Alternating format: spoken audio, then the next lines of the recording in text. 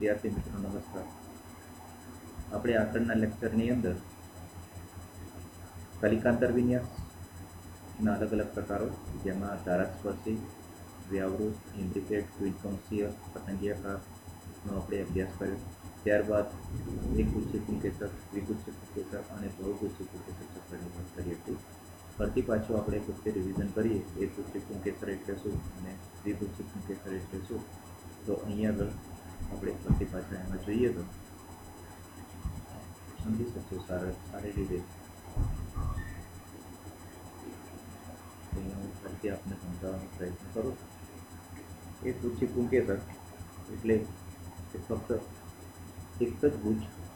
સમજો કે અહીંયા આગળ જાસૂદનું આપણે એકગુચ્છી પુંકેસર પૂરું.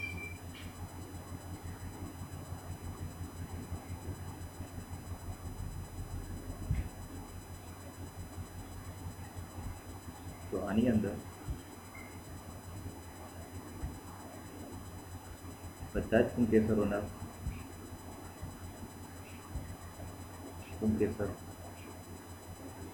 એકબીજા સાથે જોડાઈ જતા હોય અને એક સળંગ પુંકેસર નલિકા બનાવતા હોય, તો આને એકગુચ્છી પુંકેસર તરીકે આપણે ઓળખીએ છીએ, જે આપણને જાસૂદની અંદર જોવા મળે. જ્યારે દ્વિગુચ્છી કહીએ જે વાલ કે વટાણામાં જોવા મળતું હોય, તેમાં બે ગ્રુપ પડતા હોય. એકની અંદર ફક્ત એક જ પુંકેસર ચક્ર હોય 10ની અંદરથી, અને બાકીની અંદર 9 પુંકેસરો ગોઠવાયેલા જોવા મળતા હોય.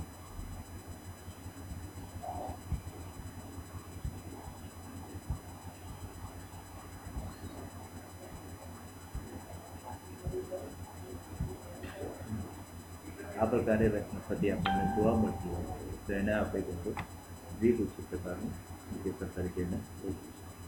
ત્યારબાદ આપણે જોઈએ તો બહુગુચ્છી પુંકેસરની વાત કરીએ આપણે. તો બહુગુચ્છી પુંકેસરની અંદર શિમલાની અંદર 5 ગુચ્છની અંદર રચના થતી જોવા મળતી હોય છે.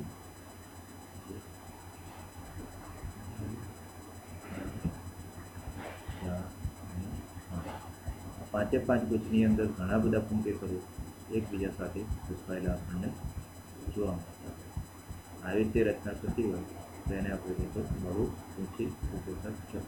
અહીંયા સ્લાઇડ ફોર્મમાં પણ આપણે જોઈએ. અહીંયા આગળ તો અહીંયા આગળ જાસૂદની અંદર આપણને એકગુચ્છી પુંકેસર જોવા મળે.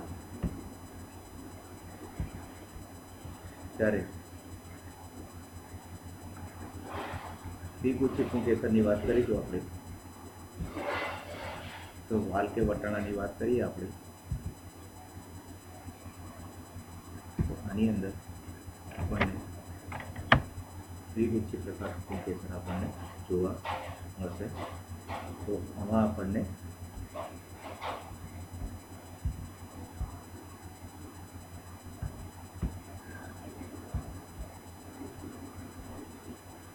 તો આ એક ગુચ્છ છે અને બીજું એક આ ગુચ્છ, એમ કરીને બે ગુચ્છ બનતા જોવા મળે. જ્યારે શિમલાની અંદર આવી રીતે 5 ગુચ્છની અંદર આ રચના બનતી હોવાથી એને બહુગુચ્છી પ્રકારની પુંકેસર ચક્ર આપણે કહીએ છીએ. ત્યારબાદ હવે આગળ આપણે વાત કરીએ. અહીંયા આગળ તો એમાં પુંકેસર તંતુ અને પરાગાશયના જોડાણના વિવિધ પ્રકારોની વાત કરવાની થાય તો એમાં બે ભાગ પડતા હોય. એક સલાંગતા, જેના અલગ અલગ પ્રકારોની વાત કરીએ તો સલાંગતાની અંદર જ્યારે પણ યુજી પરાગાશયની સમગ્ર લંબાઈને અનુલક્ષીને તેની પૃષ્ઠ સપાટીએ જોડાય તો તેને સંલગ્ન તરીકે ઓળખવામાં આવે. જેના ઉદાહરણમાં પૂરો ચંપો અને કમળની અંદર આપણને આ રચના થતી જોવા મળતી હોય. એટલે કે આ પ્રકારે આમાં રચના થતી આપણને જોવા મળશે. જો હું ફિગર ડ્રો તો અહીંયા આગળ સમજો કે પરાગાશય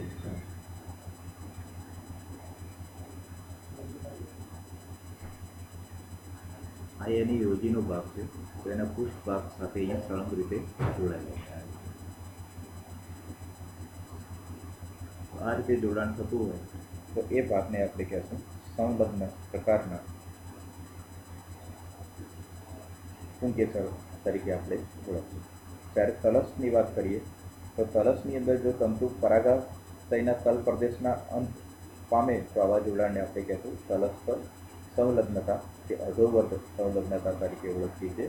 એટલે કે જો આ પ્રમાણે રચના થતી હોય, પરાગાશયની રચના આવી રીતે હોય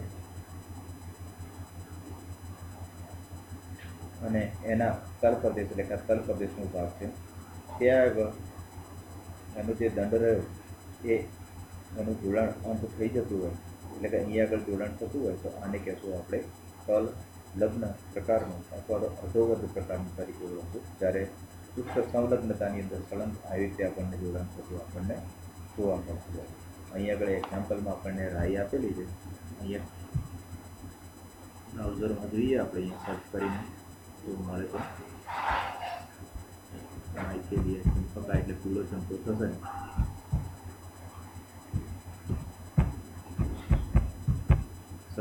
સરસ મજાના એના સેન્ટેડ ફ્લાવર હોય છે।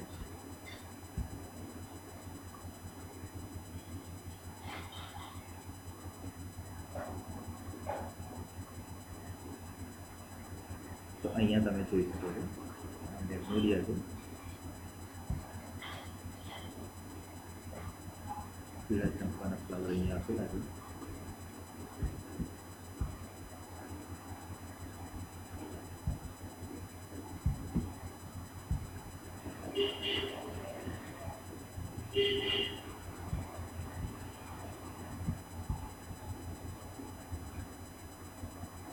આ પ્રકારે ફ્લાવર્સ છે, એમાં એન્ટ્રાસ મને દેખાતા નથી।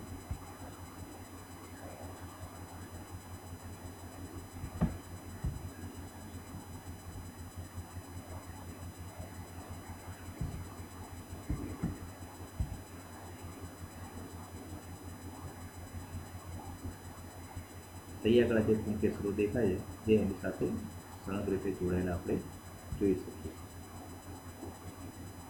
ત્યારબાદ બીજું આપ્યું છે કમળની અંદર લોટસની વાત કરીએ, લોટસ સેન્સરમાં જોઈએ આપણે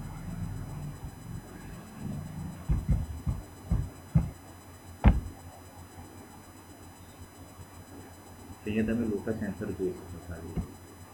ફક્ત વ્હાઇટ ભાગ જે રહ્યો એ પરાગાશય છે, નીચે એના તંતુ આવેલા છે, તો અહીંયા આગળ તમને ફક્ત જોડાણ જોવાનું।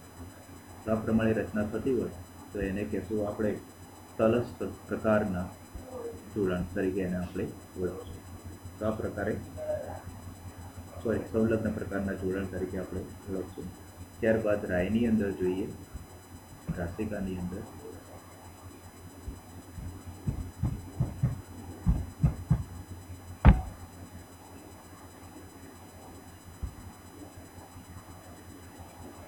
અહીંયા એના પુંકેસરો તમે જોઈ શકો છો આવી રીતે, તેના ફક્ત તલ ભાગે અહીંયા જોડાણ થાય। આ પ્રકારે રચના થતી હોય તો એને કહેશું સંલગ્ન પ્રકારના જોડાણ તરીકે એને ઓળખશું। આવી રીતે થશે। હવે ત્યારબાદ આગળ વાત કરીએ પૃષ્ઠલગ્નની વાત કરીએ તો પૃષ્ઠલગ્નની જ્યારે વાત કરીએ આપણે તો પરાગાશયના પૃષ્ઠભાગે અમુક અંતર સુધી જે યુવતી જોડાયેલી હોય તો એવા જોડાણને આપણે પૃષ્ઠલગ્ન તરીકે ઓળખીએ છીએ। જેમ કે કૃષ્ણકમળની વાત કરીએ તો કૃષ્ણકમળની અંદર જોઈએ આપણે જ્યારે આપેલી દેશી પુરાણો તો અહીંયા કૃષ્ણકમળ બતાવેલા છે અને અહીંયા પાછળના ભાગે એના એન્ટર જોડાય।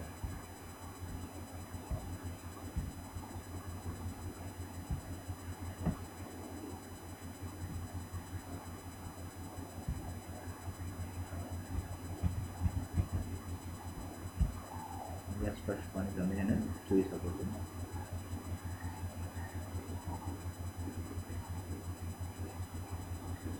આ જે ભાગ રહ્યો એ એના જોડાણનો ભાગ છે, તે આગળ પૃષ્ઠલગ્ન રીતે જોડાય। ત્યારબાદ મધ્ય ડોરીની વાત કરીએ તો પરાગાશયના મધ્ય ભાગ સુધી જોડાયેલા હોય, જેમ કે આપણને ટ્રાઇનમમાં જોવા મળશે કે સેન્ટરમાંથી જોડાયેલા હોય અને બંને બાજુ મુક્ત રીતે આંદોલન કરી શકતા હોય પરાગાશય। તો અહીંયા આગળ ટ્રાઇનમની વાત કરીએ આપણે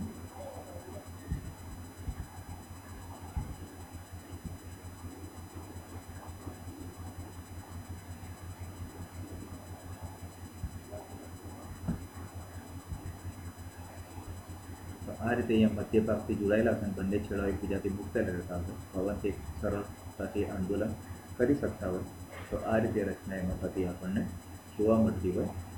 ત્યારે બધા જ એક સાથે કમ્પેરિઝન કરીએ આપણે એની અંદર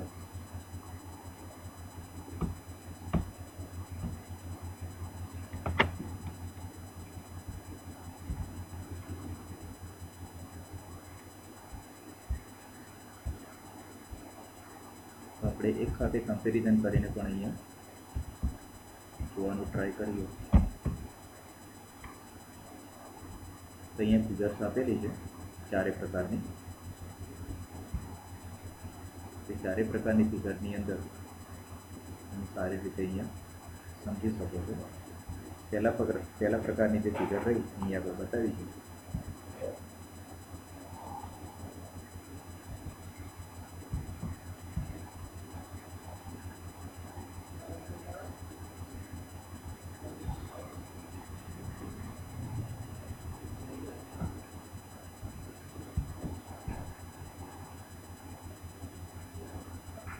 આ પ્રમાણે તો એ સંલગ્નતા પ્રકારનું અહીં આગળ મુકેશ્વર શંકુ સાથેનું જોડાણ બતાવે છે. ત્યારે અહીં આગળ આ યોજી રહી તલલગ્ન ભાગેથી થતી જોવા મળતી આપણને જોવા મળે એટલે સરસ પ્રકારનું છે. અહીંયા પૃષ્ઠ ભાગેથી જોડાય છે જેને આપણે પૃષ્ઠ સંલગ્ન તરીકે ઓળખીએ અને મધ્ય ડોલી પ્રકારનું અહીંયા જોડાણ આપણને બતાવે છે. તો આ પ્રમાણે અલગ અલગ રીતે આપણે એના જોડાણ અહીંયા જોઈ શકીએ છીએ. પછી આમાં પણ તમે જોઈ શકો છો આની અંદર સળંગ અહીંયા જોડાણ થતું હોય તો એને આપણે કહેશું સંલગ્ન પ્રકારના, સરસ પ્રકારના, પુષ્પલગ્ન અને આ મધ્ય ડોલી પ્રકારના આપણને એમાં પ્રકારો આપણે જોઈ શકીએ છીએ. આ પ્રકારે એમાં રચના થતી આપણે જોઈ શકીએ છીએ અલગ અલગ ધાતુની અંદર. અહીંયા કેટલીક ફિગર પણ અહીંયા કરું છું. અહીંયા તમે એમાં કલર કેટલાક ફોટોગ્રાફ બ્લેક એન્ડ વ્હાઇટમાં એના પરથી પણ આપણે સ્ટડી કરી શકીએ. ત્યારબાદ આગળ વાત કરીએ સ્ત્રીકેસર ચક્ર પર જઈએ આપણે હવે. અને સ્ત્રીકેસરની વાત કરીએ એમાં તો પુષ્પનું ચોથું આવશ્યક ચક્ર જેને આપણે સ્ત્રીકેસર ચક્ર તરીકે ઓળખીએ છીએ. અને સ્ત્રીકેસર ચક્ર એ 3 ભાગની અંદર વહેંચેલું આપણને જોવા મળતું હોય. સ્ત્રીકેસર 3 ભાગની અંદર કયા કયા ભાગોની અંદર જોડાયેલું હશે તો એ પણ તમને ખબર હોવી જોઈએ. સૌથી ઉપરનો જે ભાગ હોય તેને કહેશું આપણે પરાગાસન. અહીંયા ફિગર થોડું હોય તો તમને વધુ આઈડિયા આવશે.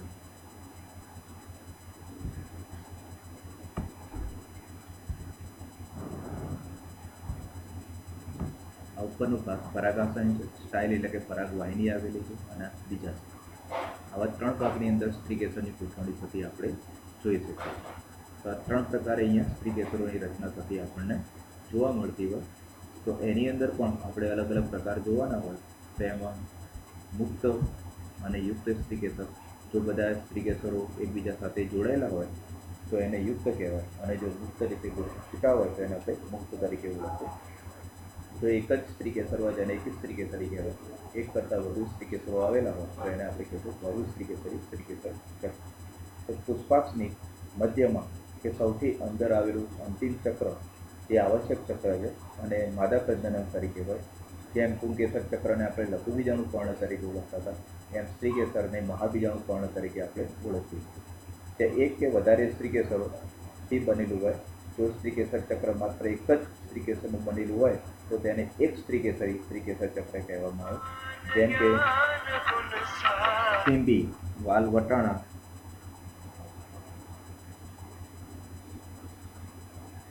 અને પોએસી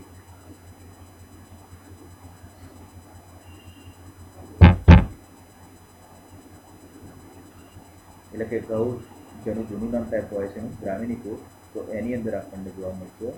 પ્રત્યેક સ્ત્રીકેસર ચક્ર 3 ભાગોનું બનેલું જોવા મળતું હોય. જેમ આપણે આગળ વાત કરીએ પ્રમાણે પછી અહીંયા આપણે કરીએ તો અહીંયા આગળ સૌથી ઉપરનો ભાગ તેને કહેશું આપણે પરાગાસન,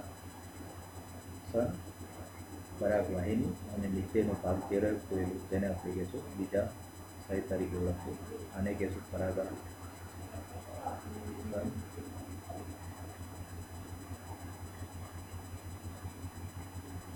પરાગવાહિની અને બીજા તરીકે એને ઓળખશું. સૌથી નીચેલા ભાગ જે રહ્યો એને બીજાશય કહીએ, જેમાં ચરાયુ પેશી ઉત્પન્ન થતી હોય અને એમાં અંડકો ઉત્પન્ન થતા આપણને જોવા મળતા હોય. બીજાશયના ઉપરના ભાગેથી લાંબી કે ટૂંકી સૂત્ર જેવી રચના ઉત્પન્ન થાય, જેને આપણે નામ આપીએ છીએ પરાગ વાહિની તરીકે એને ઓળખીએ છીએ. તો આ પ્રકારની રચના થતી હોય, એના ઉપરના ભાગે જે પરાગરજ્ઞ સ્થાપિત થવા માટે આસન જેવી રચના બનતી હોય, જેને કહેશું આપણે પરાગાસન તરીકે ઓળખીએ છીએ. હવે એના અંદર સ્ત્રીકેસરના પણ જોડાણના આધારે બે ભાગ પડે. જો સ્ત્રીકેસરો એકબીજાથી છૂટા હોય તો એને કહેશું મુક્ત સ્ત્રીકેસર ચક્ર, જે આપણને ગુલાબ, સીતાફળ, પીળો શંકુ અને કમળની અંદર જોવા મળતું હોય. અને જો સ્ત્રીકેસરો એકબીજા સાથે જોડાયેલા હોય તો એને કહેશું યુક્ત સ્ત્રીકેસર, જે ધાતુરો અને જાસૂદની અંદર આપણને જોવા મળતા હોય. તો અહીં આગળ કેટલાક આપણે ફરતી પાછા એક વખત ફિગર જોતા જઈએ. અહીંયા મધ્ય ડોલી પ્રકારનું આપણને પરાગાશય દર્શાવે. ત્યારબાદ અહીંયા સ્ત્રીકેસરો જે બતાવેલા છે, મુખ્ય પ્રકારના સ્ત્રીકેસરો અહીંયા દર્શાવેલા જોવા મળે છે. અહીં આગળ ધતુરાની અંદર યુક્ત પ્રકારના સ્ત્રીકેસરો હોય, જે 5 સ્ત્રીકેસરો એકબીજા સાથે જોડાઈને સંયુક્ત રચના કરતા આપણને જોવા મળે. ત્યારબાદ ખૂબ જ મહત્વનો મુદ્દો, તેને આપણે કહેશું જરાયુ વિન્યાસ. જરાયુ વિન્યાસની ગોઠવણી ક્યાં થતી હોય, તો આ જે બીજાશયનો જે ભાગ રહ્યો એના અંદર જરાયુ પેશી પર અંડકો ઉત્પન્ન થતા હોય. આ જે ભાગ ઉપર ઉત્પન્ન થવાની જે ઘટના જે રહી, જેને આપણે જરાયુ વિન્યાસ તરીકે ઓળખીએ. તો આવૃતબીજધારી વનસ્પતિઓ જેના સ્ત્રીકેસરીય પર્ણ એટલે કે મહાબીજાણુ પર્ણ પોતે ગળુંવાળું હોય, પાસેના સ્ત્રીકેસરો કાલ્પનિક સાંધાઓ સેવનીય એટલે કે જેને કહીએ જોડા, તે એકબીજા સાથે જોડાતા હોય. જેમ કે અહીં આગળ આપણે ફિગર દોરો. અહીં આગળ જો 5 સ્ત્રીકેસરો હોય તો આવી રીતે 5 સ્ત્રીકેસરો એકબીજા સાથે કેન્દ્રના ભાગોથી જોડાતી.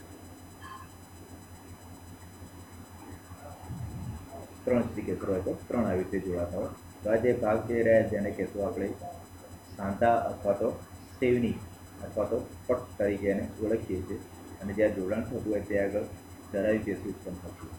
અને આ જરાયુ પેશી આની એક કિનારી હોય, એક અંડક અહીંયાથી પેદા કરે, આ બાજુની જે કિનારી એક અંડક અહીંયાથી પેદા કરે. એટલે આપણે દરેક ખંડની અંદર 2 અંડકો આપણને જોવા મળતા હોય એવો ભાગ થતો આપણને દેખાતો હોય. સ્ત્રીકેસરની ધાર મુક્ત હોય કે યુક્ત હોય, તે સામાન્યતઃ સ્ત્રીકેસરના ફળાઉ ભાગો હોય છે, જેના પર અંડકો ઉત્પન્ન થતા હોય. પાતળી દિવાલવાળા કોષો ધરાવતા પેશીના સહેજ ઉપસેલા વક્ષ સેવનીના આ વિસ્તારને જરાયુ તરીકે આપણે ઓળખીએ છીએ. આ જરાયુઓ માત્ર સ્ત્રીકેસરની ધાર પર જ ઉત્પન્ન થતા જોવા મળતા હોય.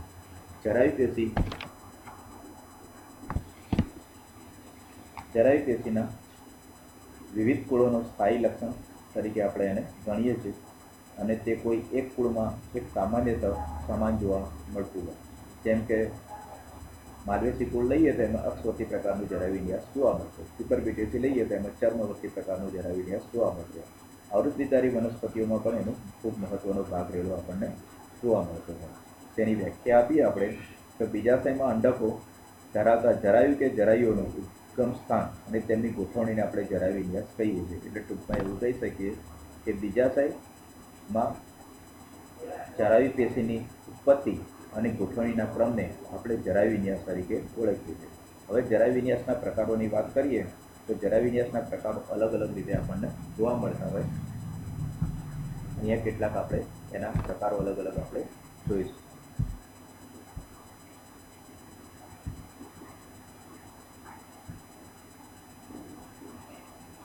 તો સૌથી પહેલા આપણે વાત કરીએ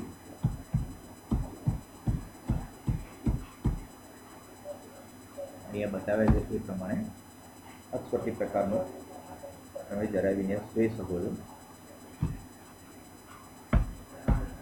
અહીંયા જોઈએ સૌથી પહેલા તો ધારાવર્તી અથવા તો સીમાંતક પ્રકારનો જરાયુ વિન્યાસ બતાવ્યો, જે કઠોળ વર્ગની વનસ્પતિઓની અંદર આપણને સામાન્ય રીતે જોવા મળતો. આ પ્રકારનો જરાયુ વિન્યાસ એક સ્ત્રીકેસરી બીજાશયમાં જોવા મળતો હોય. સ્ત્રીકેસરોની બંને ધારો અંદરની તરફ ગળીની જેમ વળતી હોય, એને કહેશું આપણે વક્ષ. સમજો કે અહીં આગળ 2 સ્ત્રીકેસરો છે, તો 2 સ્ત્રીકેસરો આવી રીતે એકબીજા સાથે જોડાશે. ત્યાં આગળ બંને અહીંયા જોડાણ થતા હોય આને જે જોડાણ સ્થાન જે રહ્યું એને આપણે કહેશું વક્ષ સેવની. ત્યારે આની સામેના ભાગને કહેશું પૃષ્ઠ સેવની. સેવની એટલે કે સાંધો જોડાણ તરીકે એને આપણે ઓળખીશું. અને આ જે સેવની જે રહી ત્યાંથી એક એક અંડક દરેક કિનારી ઉત્પન્ન કરતી જોવા મળે આ રીતે.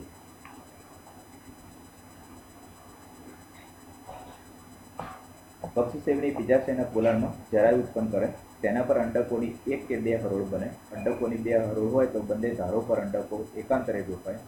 ઉદાહરણની તરીકે જોઈએ તો આપણે વાલ, વટાણા, ગલકોરો, લજામણી, ગુલાબ વગેરેની અંદર આ રચના આપણે જોઈ શકીએ.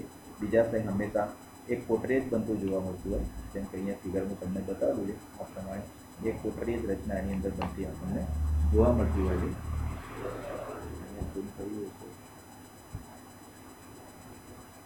તો આ એની વક્ષસેવની છે, એની પૃષ્ઠસેવની છે, આ જરાયુ પેશી છે અને એના ઉપરથી ઉત્પન્ન થતો એક અંડક આવેલો છે. એ બે સ્ત્રીકેસરો બતાવેલા છે જે બંને જોડાઈ અને એક ખંડ બનાવે છે. આવી રીતે અહીંયા એનો ઊભો છેદ બતાવ્યો છે. તમે વાલ વટાણાની ફળી ખોલી હોય તો તમે આમાં આ રચના સામાન્ય રીતે જોઈ શકો છો. હવે બીજા નંબરની વાત કરીએ આપણે તો ચર્મવર્તી પ્રકારની. આમાં 3 સ્ત્રીકેસરો બતાવેલા છે, 1, 2 અને એક આ ત્રીજો. એવી રીતે 3 તમે સ્ત્રીકેસરો અહીંયા જોઈ શકો છો.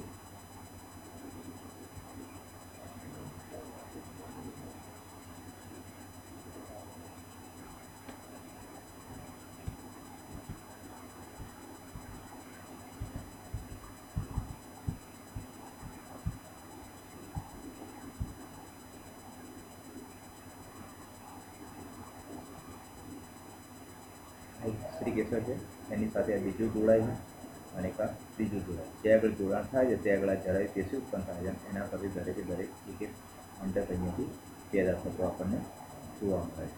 તો આ પ્રમાણે 3 સ્ત્રીકેસરો હતા તો ત્રણેય જણા અહીંયા એક એક અંડક અહીંયા ઉત્પન્ન કરેલું તમે જોઈ શકો છો. પણ સામાન્ય રીતે દરેકે દરેક સ્ત્રીકેસર એક એક અંડક એની ધાર ઉપરથી ઉત્પન્ન કરતું જોવા મળશે. એટલે કે 2 અંડકો ત્યાં ઉત્પન્ન થયેલા આપણને જોવા મળતા હોય, જેને આપણે ભીતિ લગ્ન, ભીતિ એટલે કે દિવાલને અડીને આવેલા હોય એવી રીતે પણ એને કહીએ. ચર્મવર્તી એટલે કે ચામડી જેવી સ્ત્રી હોય એટલા માટે એને ચર્મવર્તી તરીકે પણ ઓળખીએ. એટલે કે 2 કે તેથી વધારે સ્ત્રીકેસરો તેની વક્ષસેવનીથી જોડાય ત્યાં જોડા સ્થાને જરાય ઉત્પન્ન થાય જે અંડકો ધારણ કરતું હોય. બીજાશય એક કોટરી હોય. ઉદાહરણ તરીકે આપણે જોઈએ તો પપૈયા, કોળાની અંદર, દારૂડી અને કૃષ્ણકમળની અંદર આ પ્રકાર આપણને જોવા મળતા હોય.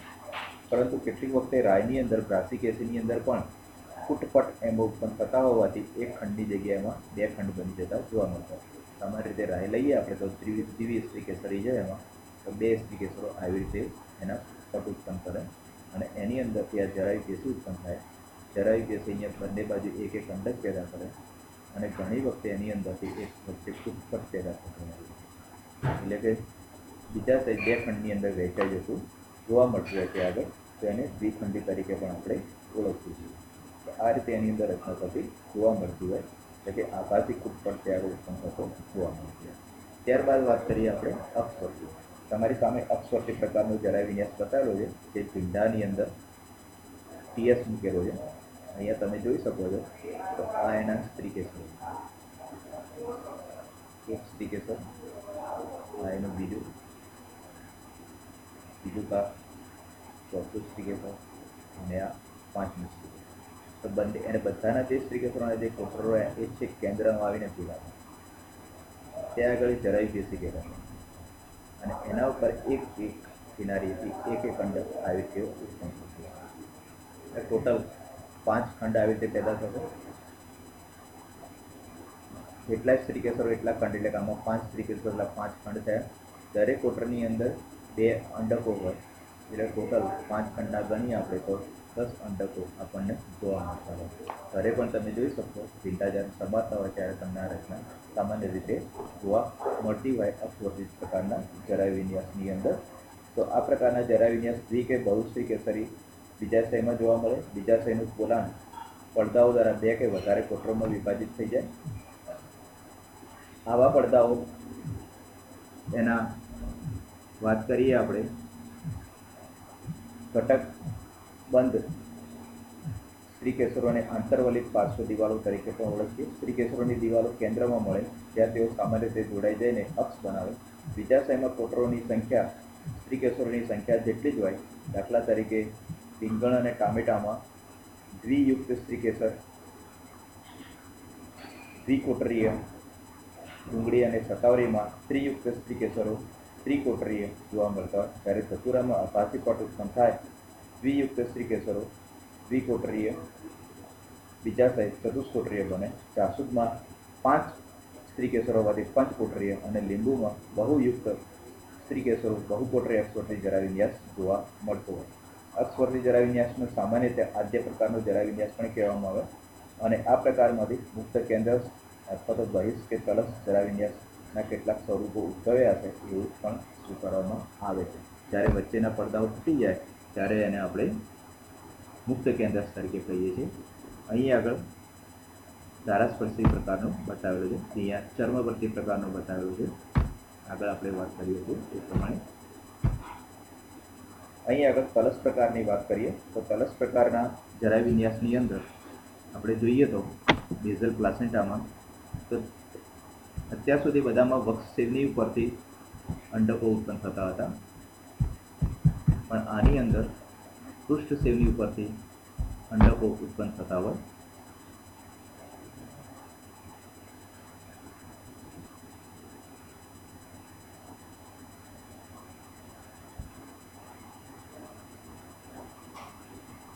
અહીંયા બધા અલગ અલગ તમે ફિગર્સ જોઈ શકો છો.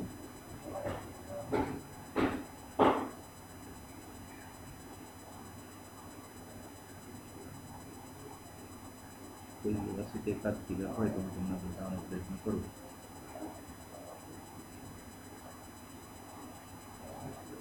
અહીંયા ઉભો છે મૂકેલો છે સૂર્યમુખીના બિંબ પુષ્પકનો. અહીંયા તમે જોઈ શકો છો એ પ્રમાણે એના પાર્શ્વ ભાગેથી એટલે કે પક્ષીની પરથી આવા અંડક ઉત્પન્ન થતો તમે જોઈ શકો છો. તો આ પ્રકારના જરાવિન્યાસમાં એક અથવા તો 20 સ્ત્રીકો એટલે કે સૂર્યમુખીની અંદર 2 સ્ત્રીકેસરો જોવા મળતા હોય છે. એક કોટરવાળા બીજાશયમાં તલસ પ્રદેશ અને પુષ્પાક્ષના અગ્રભાગે એક જરાય ઉત્પન્ન થાય, તેના પર એક અધોમુખી પ્રકારનું અંડક ઉત્પન્ન થાય. હવે અધોમુખી પ્રકારનું અંડક પણ અહીંયા બતાવ્યું છે. આવી રીતે અધોમુખી પ્રકારનું અંડક અહીંયા આપણને જોવા મળતું હોય.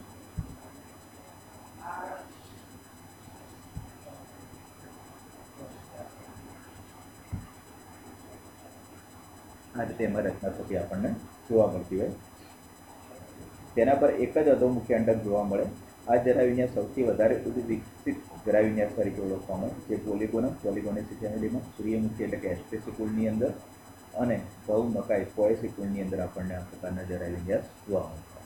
હવે આની અંદર એક જ મુદ્દો બાકી રહે છે, જે પરાગનયનની ક્રિયાની વાત છે, જે આપણે હવે પછીના નેક્સ્ટ લેક્ચરની અંદર એનો અભ્યાસ કરીશું.